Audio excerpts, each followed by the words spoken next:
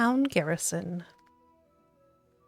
Maintaining law and order in the medieval town was the job of the bailiff. From the 14th century onward, the function was taken over by the catchpole, then night watchmen and guards on towers. The catchpole, along with the bailiff, the executioner, or their henchmen, also carried out the punishment of transgressors. They were not, however, allowed to enter freehold dwellings, the palaces and houses of the nobility, the ruling class, nor church buildings or the university, a fact students took advantage of. Order within the city also had to be upheld by the townsfolk themselves. They were obligated to report not only any crime, but, just like the night watchman, to call out the hours and warn of fire, flood, or tempest. For safety, it was forbidden to wander at night with any open flame, torch, or candle into any castles, chambers, stables, barns, or byres. Only lanterns could be used.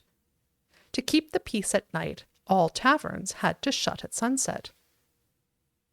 In the medieval city, military service was entrusted to either hired professionals or the townspeople themselves.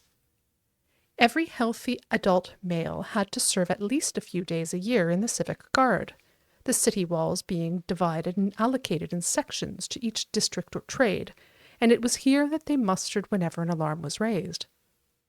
In practice, the wealthy burghers bought their way out of serving in the militia, leaving other men to take their turn, and these poorer men welcomed the extra income, thus gradually forming a professional municipal gendarmerie.